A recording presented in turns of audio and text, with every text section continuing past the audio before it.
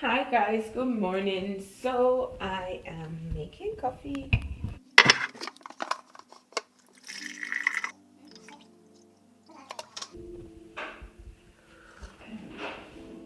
Good morning guys. I want to talk to you about what it is like to live in Switzerland as a black person or as a foreigner. I do not want to add fuel to the fire, but there are things that we as black people need to be sensitized about before we move to a place or before we decide to travel to a place. Because of this, I'll share with you what it is like for me. This is my personal experience, what it is like living in a country like Switzerland, which is predominantly a white country. So before you're exposed to a group of people, let's say Chinese people or someone from Africa, if you're not from Africa, or let's say a white person, what are your perceptions of these people?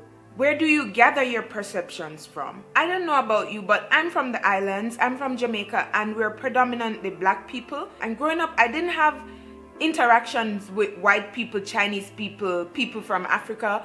I only knew Jamaican people. So I built my perception of these people from what I would see on TV. Some people build their perceptions from what they read in the books. Sorry, I didn't read a lot when I was younger, but don't judge me for that. The point is, I built my perception of these people from other people, so what I've been told. So for me, an African was poor or was hungry because that's what was shown on TV back in the days, when in the 90s. It was always some charity begging some money for people in Africa. So that was my perception of Africans. And it sounds stupid, I know, and I'm embarrassed about it, but that was my perception because I built it from what people told me. On the other hand, my perception of a white person was that these people have money because, again, that's what I saw on TV. They were in movies, they were going on holidays, they were coming to my island. When we went to the beaches, we would see a lot of tourists and we knew they flew on a plane, and we could just think, oh, that must have been expensive. So we associate white people with money. Again, with Chinese people, when back in the 90s, when I was younger, they were slowly coming to Jamaica and opening businesses, and our perception was, our mind was, Chinese people love money. Chinese people love money, and they are karate experts. They can fight. Never pick a fight with a Chinese person. So we build our perceptions. When we do not have direct interaction with our group of people, we build our perceptions based off of what we are told by other people. To my limited knowledge, the Swiss people did not have a long history with black people. So I would imagine they gathered their perception based off of what they were told by other people, whether that's through a movie or through books. So knowing that little bit of history, I have trained myself never to call racism as the cause of a problem. If I run into a conflict with someone, I never say, oh, this person is racist. I step back, I think about my action, I think about their action, and then I make a conclusion. I'm not saying that it cannot be racist. I'm not saying that people are not racist. But I usually never call racism as a cause of a conflict. I think about it first.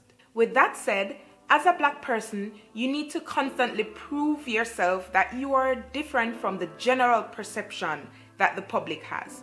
So you may ask, what's the general perception? Well, there are boxes created for foreigners/black people. That's my opinion. That is what I feel. I will list some boxes that have affected me personally. I will list the boxes, and then I will tell you, some scenarios of what has happened to me, right? I know it's my opinion. Other people might have a different experience, but this is my personal experience, and it has happened more than once. So this is why I'm convinced that we are put in these boxes, and it's hard to break out of these boxes. So box number 1 is non-compliant. Swiss people are very compliant, or they think they're very compliant, and they follow the rules to the T. As a foreigner or as a black person, you are not expected to be able to adhere to these rules. And the moment you break these rules, you are told off. That's like a general rule here. People will come up to you and tell you, this is not accepted in Switzerland. We don't do it like this in Switzerland. But of course, Swiss people cannot always adhere to the rule. They do make mistakes. But the moment they make the mistakes, they come to you and they apologize, and they expect you to like sympathize with them, like know that, oh, I'm human and I made this mistake, sorry.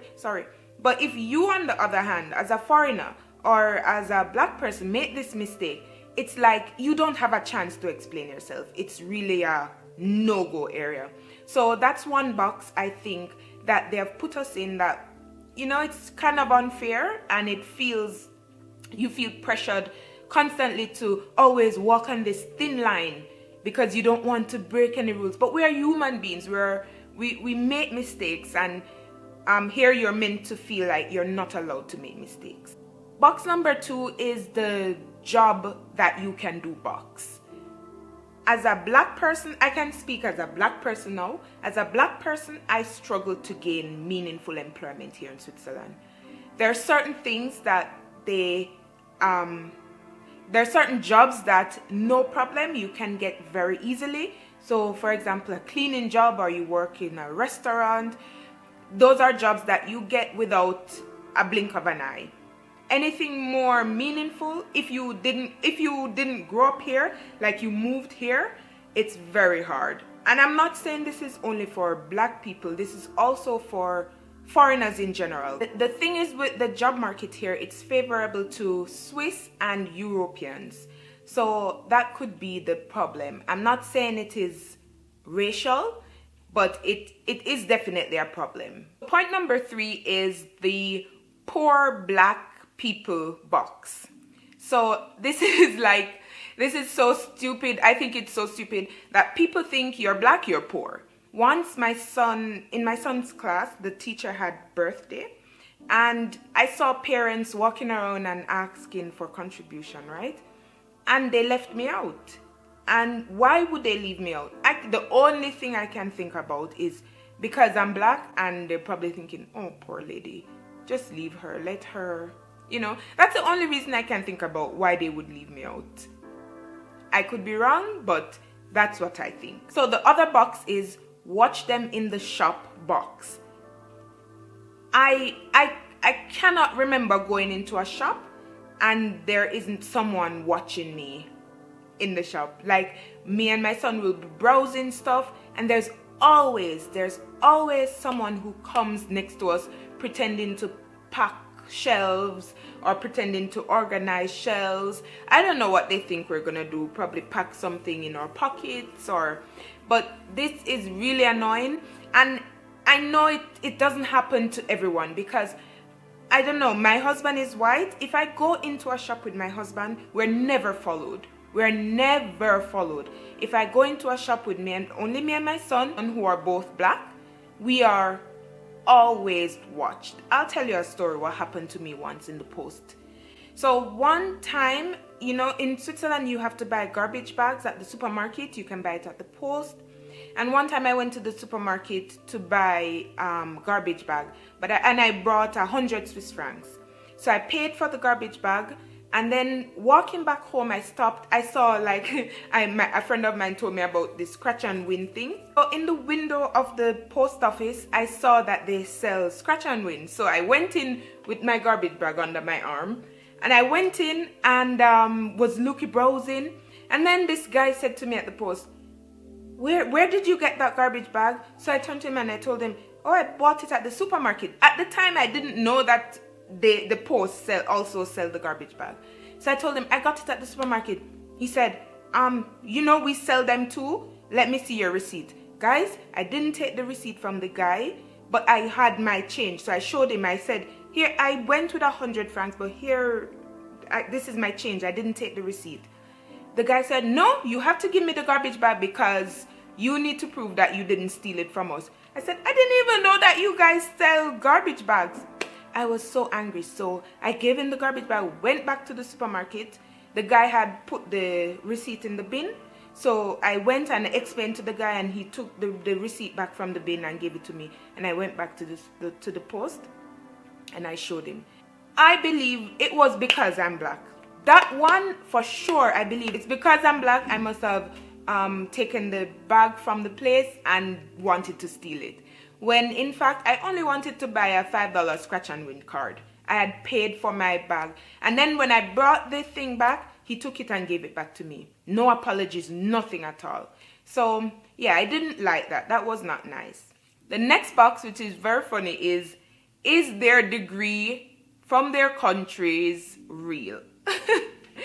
Yes, so it is oftentimes underestimated, or degrees from our countries, wherever we are from, is oftentimes underplayed or underestimated. They're not really sure if it's real or not. I can understand where this comes from, because there are places where you can buy your degree, but I think it's highly unfair to other people, or to people who work very hard for their degree, that they're subjected to this assumption that their degree might have been purchased. My final box is the uneducated box. So it is generally assumed that you are uneducated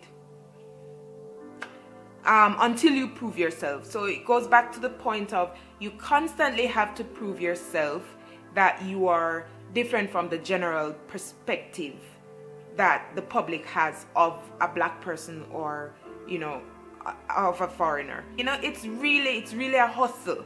It's really a hustle as a black person to prove yourself. And so if you are thinking of moving to Switzerland, prepare for some struggles, because it's not going to be so smooth sailing, especially if you want to advance your career or do something more meaningful to your life. I spoke to my doctor about this before, and she was like, once she was in a hospital and she was just having casual talks with the cleaners, and one of the cleaner was an architect, and she was saying, what are you doing here? Why are you here cleaning? And the person says, I have to do what I have to do, because they have tried so hard to get employment, but they just could not get employment, because it is what it is. So in conclusion, I don't want to come off as I'm criticizing Swiss people, but I'm telling you from my experience what it is like, or what I feel as a black person living here. As I said in the beginning of the video, people build their perception of what they were told, or what they're told. In every race you'll find thieves. In every race you'll find dishonest people. It doesn't have anything to do with race. So I believe that we should give everybody a fair chance to become what they desire to become. Guys, that's it from me. This is what I feel as a black person living in Switzerland. There are good things, like you're seen as exotic. So people are always, oh, your hair is there. Oh, your skin is so beautiful. I appreciate that, that people see nice things in us. But when you go deeper beneath just the surface, there are painful things as well. Oh, I'll see you in the next video. I know this video was supposed to be the cultural sensitivity video, but I just wanted to talk about this in the light of all that's going on, and make us aware that there are discrimination happening, and how to kind of combat them. You really have to fight, and I don't mean physical fighting, but just prove yourself somehow, as much as you're able to. Prove yourself that you are different. You're not what Hollywood make you out to be. You're not. You are your own person, and you are capable of doing great things. All right, thank you for watching, and I'll see you next time.